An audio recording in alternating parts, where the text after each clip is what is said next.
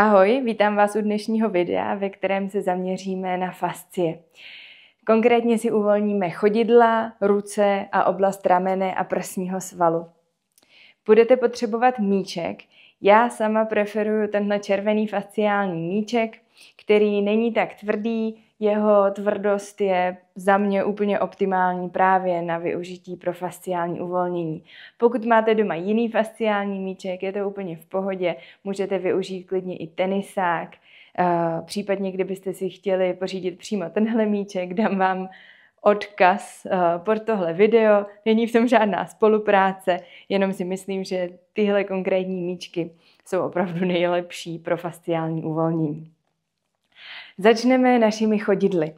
Odložte si míček na zem a položte si vaše pravé chodidlo na míček. Levá noha je odkročená směrem dozadu a vytočená mírně doleva, tak abychom mohli dobře balancovat. Začněte jezdit vaším pravým chodidlem po míčku zepředu dozadu. Nejprve tak zkoumáme, co se děje v našem chodidle.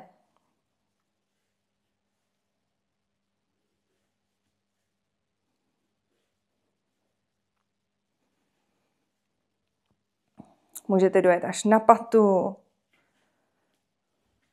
a prozkoumejte celou plochu vašeho pravého chodidla.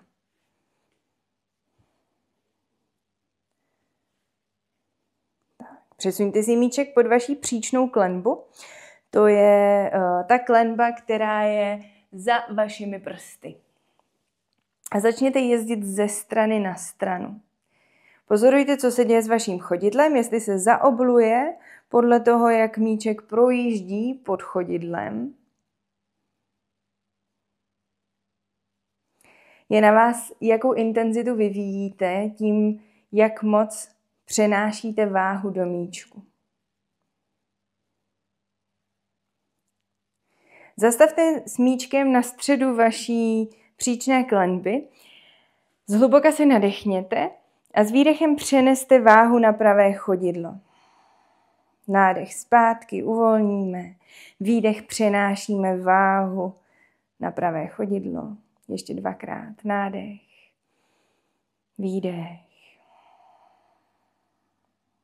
nádech, výdech.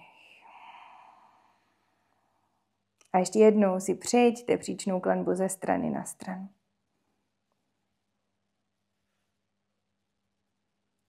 Přesuňte si míček pod vaší patu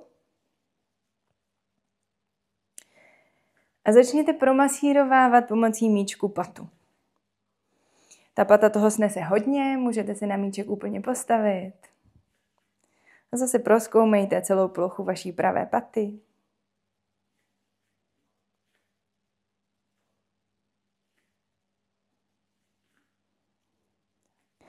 A ještě jednou si projeďte míčkem celé chodidlo zepředu dozadu.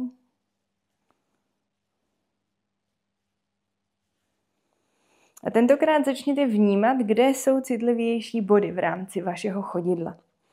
A pokud najdete nějaké takové citlivější body, tak vyberte si jeden, zastavte a postavte se na míček. Zhluboka se nadechněte, vydechněte.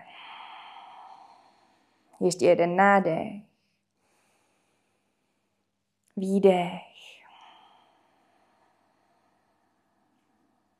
Uvolněte, promasírujte chodidlo zepředu dozadu. A najděte si ještě dva takové body. Až si najdete ten první, zastavte, přeneste váhu na pravé chodidlo, dejte si 2-3 hluboké nádechy, výdechy.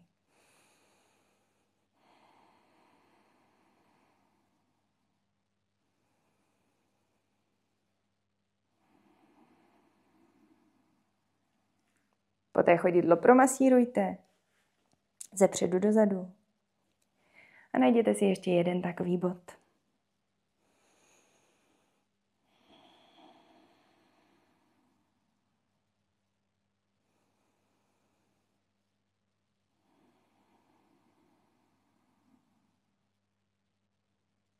Uvolněte a naposledy si promasírujte chodidlo pohybem zepředu dozadu.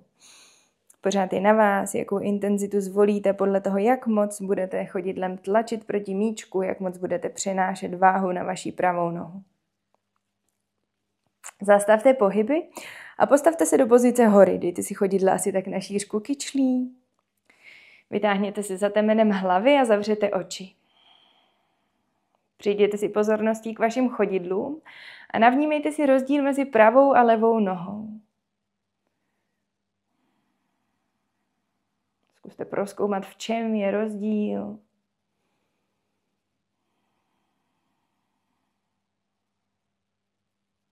Pomalu otevřete oči a přesuňte si míček pod vaše levé chodidlo. Tentokrát pravá noha odkročí směrem dozadu a vytočí se mírně doprava, tak abychom měli lepší stabilitu. Začneme tím, že přejíždíme chodidlem po míčku zepředu dozadu. Nejdřív zkoumáme, co se děje v našem pravém chodidle.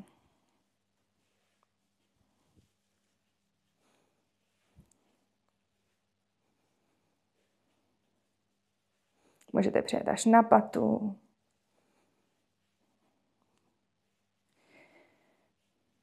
Tak a přejďte si míčkem pod vaší příčnou klenbu a nejprve jezdíme jenom ze strany na stranu. Můžete pozorovat, jestli se vaše chodidlo přizpůsobuje pohybu míčku.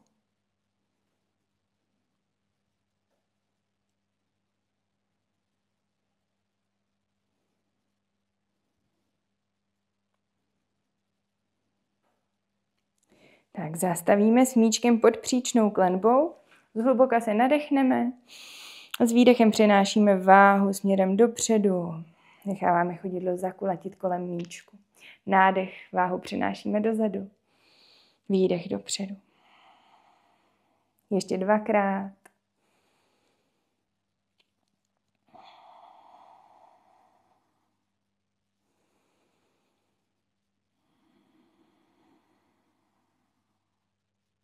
Naposledy.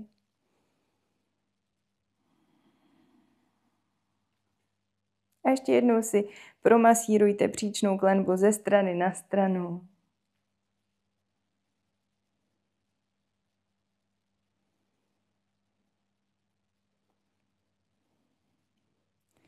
Tak, projďte si celé chodidlo zepředu dozadu. A dojďte míčkem až pod vaší patu. Zase prozkoumejte, co se děje v patě. Můžete přinášet hodně váhy do vaší paty. Většinou není tak citlivá, ale samozřejmě vnímejte vaše vlastní tělo.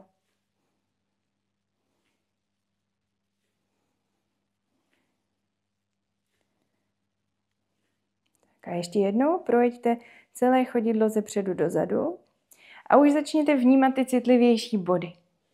Zase si vybereme postupně 3, u kterých se zastavíme.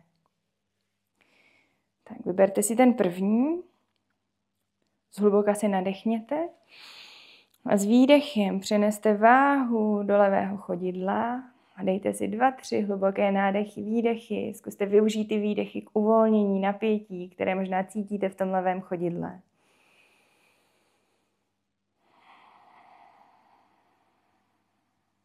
Uvolněte. Promasírujeme zepředu dozadu, najděte si druhý bod. Až ho najdete, zhluboka nadechněte. S výdechem přeneste váhu na levé chodidlo.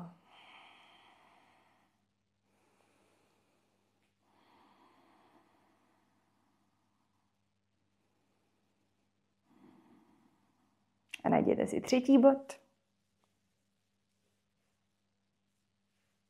Až ho najdete, zhluboka nadechněte. S výdechem přeneste váhu směrem dopředu. 2, 3 hluboké nádechy, výdechy.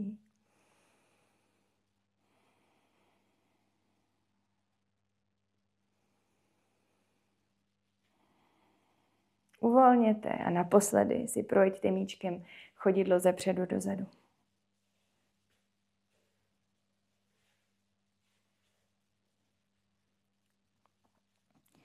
Dejte si míček stranou, vraťte se do pozice hory, zavřete si oči.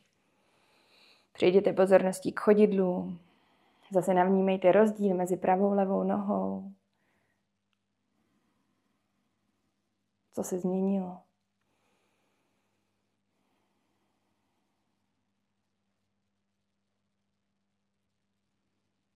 Pomalu otevřete oči. Přejdeme do kleku a překlopte si prsty na nohách do podložky. Posaďte se na paty. Odložte si dlaně na stehna. Zhluboka se nadechněte, najděte vytažení za temenem hlavy. S výdechem nechte uvolnit ramena. Můžete si zavřít oči a jenom pozorujte, co se děje ve vašich chodidlech. Teď dochází k protažení celé té plantární fascie. Fascie v našem chodidle.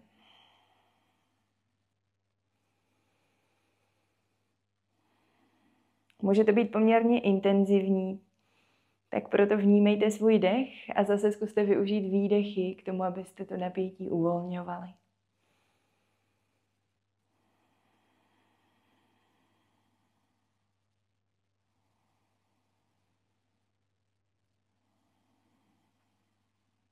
Ještě 3 dechy.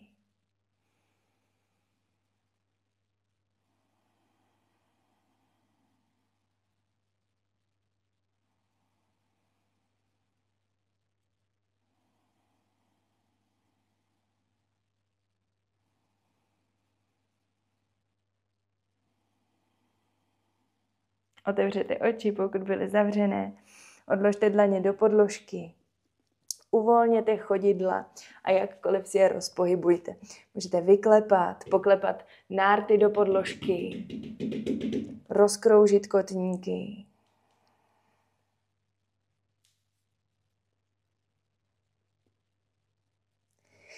A posadíme se na paty, tentokrát už nebudeme překlápět prsty na nohách do podložky.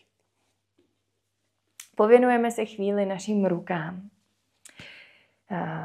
Dejte si před sebe vaší levou ruku, dlaní směrem vzhůru. Chyťte se za váš malíček a jemně ho vytáhněte do dálky od sebe a pak stáhněte směrem dolů.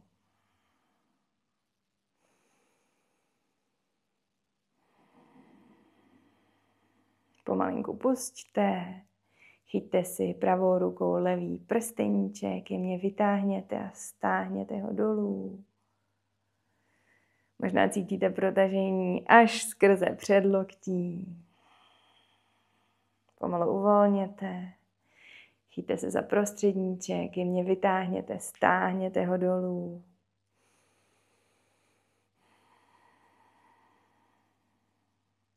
Uvolněte. Chyťte se za ukazováček, povytáhněte, stáhněte ho dolů.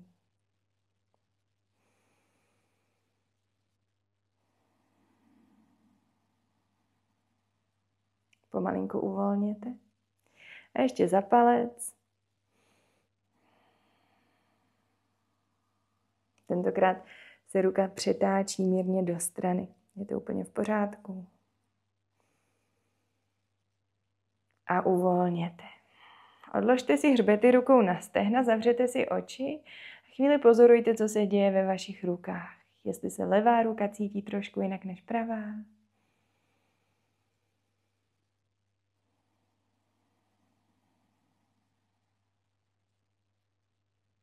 Otevřete oči. Tentokrát je pravá dlaň směrem vzhůru. Chytíme se za malíček, povytáhneme a stáhneme ho dolů.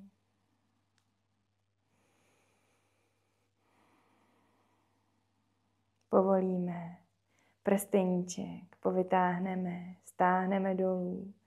Vnímejte, kam až dosahuje to protažení. Možná cítíme skrz dlaň, zápěstí, možná až k loktu. Povolíme. Prostředníček povytáhneme. Sklopíme dolů.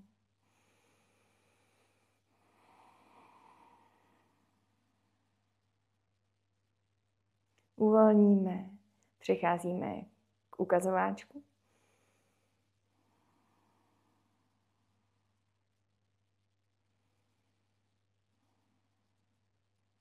povolíme a ještě palec.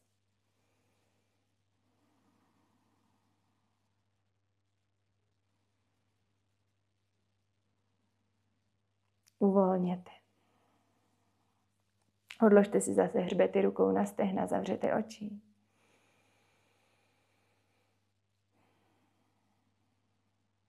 Pozorujte, co se děje v rukách, v dlaních, v prstech. Pomalu oči otevřete. Vyklapte ruce. Vemte si míček, přesuneme se zpátky do stoje a tentokrát se pověnujeme našim ramenům a prsním svalům. Vemte si míček do levé ruky a spuste si obě paže podél těla. S nádechem nechte vystoupat pravou paži směrem vzhůru a s výdechem ji spusťte zpátky dolů. Ještě jednou pozorujte, kam ta vaše paže vystoupá, jaká je ta mobilita. S výdechem ji spustíme zpátky dolů. Odložte si míček pod vaší pravou klíční kost a začněte kroužit. Mně vyhovuje mít míček pod dlaní, protože tak můžu velmi dobře regulovat, jaký tlak vyvíjím proti míčku a tím pádem jaká je intenzita masírování. Můžete zajet až k pravému rameni.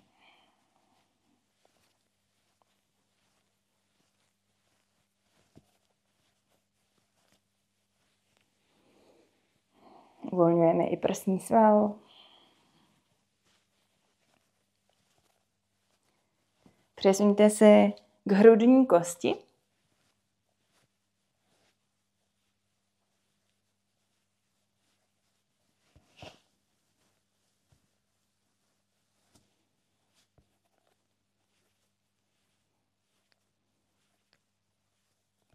A ještě jednou si projeďte oblast pod klíční kostí a zajďte až k pravému rameni. Najděte si nějaký bod, který je zase citlivější, stejně jako jsme dělali na chodidlech. Až si ho najdete, zastavte na něm míčkem. Pravá ruka jde směrem dopředu, loket zůstává v pokrčení, dlaň směřuje vzhůru. Zhluboka se nadechneme a s výdechem vytáčíme pravou ruku směrem doprava. Nádech na střed. Výdech doprava. Ještě 2krát.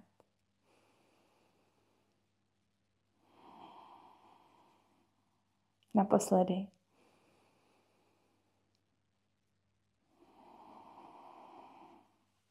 Rozmasírujeme.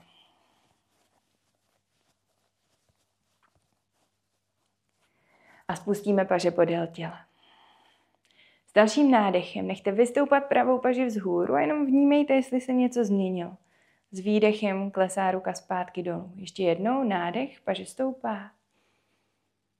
Výdech, spustíme paži podél těla. Možná cítíte, že je teď ten pohyb takový uvolněnější. Přesuneme míček do pravé ruky. S nádechem nechte vystoupat levou paži a zase vnímejte rozsah. S výdechem ji spustíme zpátky dolů. Ještě jednou nádech a výdech. Odložte si míček pod vaší levou klíční kost a zase začněte opisovat malé kroužky. Je na vás, jakou intenzitu budete vyvíjet, jak moc budete tlačit proti míčku. Pohybujeme se pod klíční kostí, ale můžete si rozmasírovat kdekoliv, kde cítíte, že je to potřeba. Můžete si jet o trošku níž nebo naopak o trochu výš.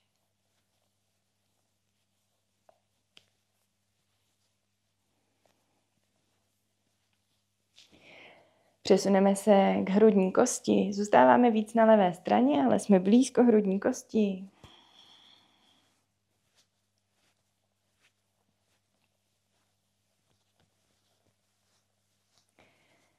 Vrátíme se pod klíční kost a párkrát si projeďte přímo pod klíční kostí ze strany na stranu a začněte vnímat, kde jsou ty intenzivnější body. Až si nějaký najdete, zastavte, zatlačte dlaní proti míčku. Levá ruka směřuje dopředu, dlaň směřuje vzhůru. Zhluboka se nadechneme. Výdech, levá paže jde doleva. Nádech na střed. Výdech doleva. Ještě 2krát. Nádech na střed. Výdech doleva. Nádech na střed. Naposledy s výdechem se levá paže vytočí. Nádech na střed. Pomalinku uvolněte obě ruce a ještě naposledy můžete promasírovat podklíční kostí.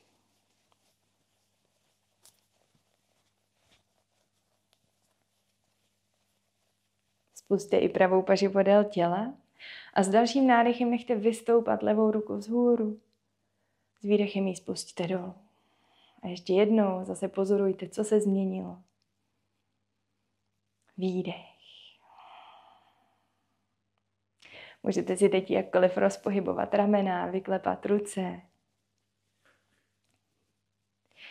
A to je pro dnešek všechno. Já vám moc děkuji, že jste se přidali k téhle krátké fasciální praxi. Uvolňování fascí je naprosto kouzelná věc a pomůže nám to nejen od zatuhlých svalů při namožení, ale zároveň od stuhlých svalů při tom, když se moc nehýbeme, nebo například pracujeme hodně u počítače, nebo nosíme uzavřené boty a naše chodidla nemají moc prostoru k tomu, aby se pohybovaly. Takže rozhodně vám doporučuji tuhle praxi zařadit do každodennosti. Tím, jak jsme si nacházeli ty různé body, kde jsme zastavovali, můžete si jich vždycky najít trošku víc, pověnovat se víc vašim ramenům, té oblasti pod klíčními kostmi, nebo naopak vašim chodidlům podle toho, jak to cítíte. Přeju vám krásný zbytek dne.